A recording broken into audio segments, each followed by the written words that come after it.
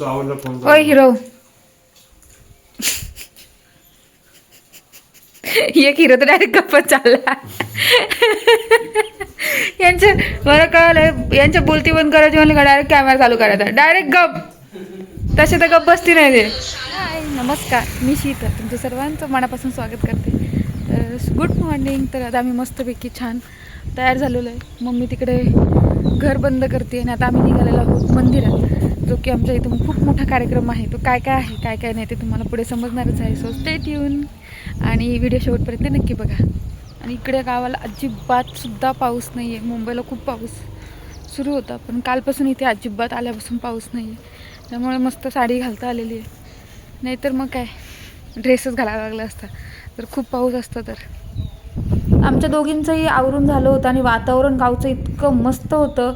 मस्त थंडगार हवा सुटली होती आणि हलकंसं ऊन होतं आणि अगदी 10 मिनिटाच्या अंतरावरती असल्यामुळे आम्ही दोघी चालत चालत निघालो होतो.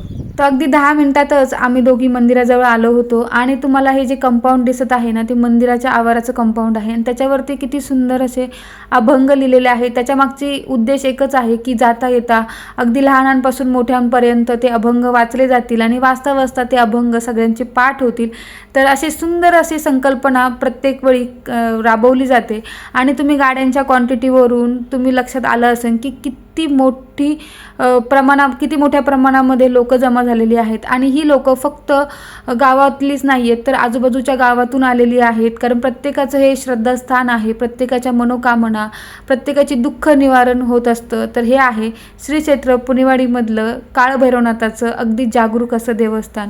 कार्यक्रमाच्या दिवसाच्या आधी 2 ते 3 दिवस सतत पाऊस गावामध्ये सुरू होता. त्यामुळे प्रत्येकालाच चिंता वाटत होती की कशा पद्धतीने मंडप घातला जाणार आहे. कारण मंदिराचा आवारा इतका मोठा आहे किंवा लोक येणारी इतक्या मोठ्या प्रमाणामध्ये आहे, तर त्यांची सोय कशी करावी.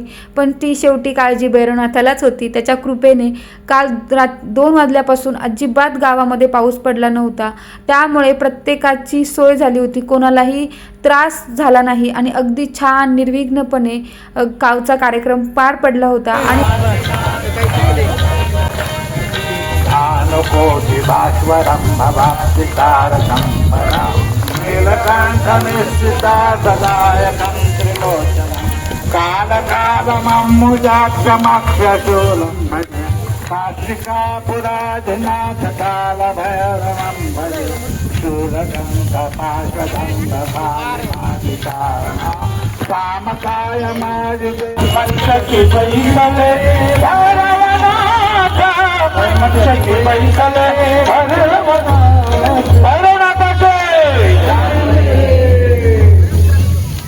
तर आज मंदिरात गाभाऱ्यामध्ये ना चांदीचं मखर बसवण्यात येणार होतं आणि त्याचीच आज स्थापना होती. आणि त्यासाठी खूप लांबून मोठे असे महाराज आले होते आणि त्यांच्या हातून ही स्थापना होणार होती. छोटे मोठे कोणतेही देवाचे कार्यक्रम असले तरी सुद्धा गावातून लग्न करून गेलेल्या मुली असू देत किंवा शिक्षणासाठी बाहेर राहत असणारे कुटुंब असू देत, सगळेजण देवाच्या कार्यक्रमासाठी आवर्जून उपस्थिती लावली जाते. अगदी ह्यावेळेस सुद्धा इतक्या भर पावसामध्ये सुद्धा जसे आम्ही आलो तसे इतर सगळेच जण देवाच्या कार्यक्रमासाठी आले होते.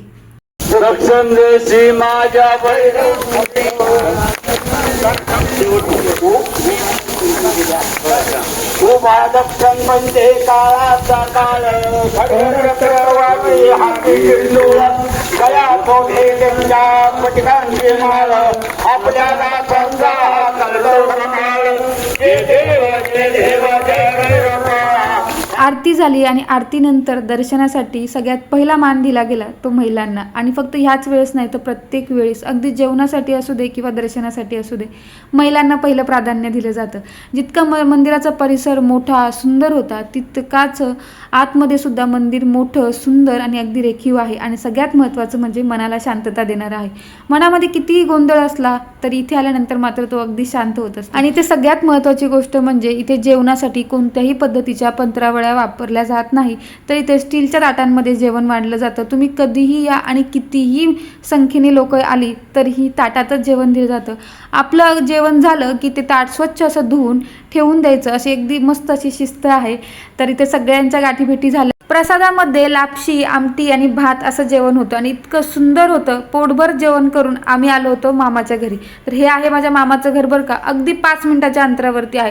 जेव्हा कधी मनात येतं त्यावेळेस अगदी 5 मिनिटात मामाच्या गावी पोहोचते. आता इथे आम्ही सगळे एकत्र जमलोय म्हटलं पुढे शूट करणं खूपच अवघड आहे. तर या सुंदर अशा ह्या क्षणासोबत हा व्हिडिओ इथंच थांबूयात. तर भेटूयात पुढे नवीन व्हिडिओमध्ये. आणि हो, व्हिडिओ शेवटपर्यंत बघितला असेल तर लाईक, शेअर, सबस्क्राईब करायला विसरू नका.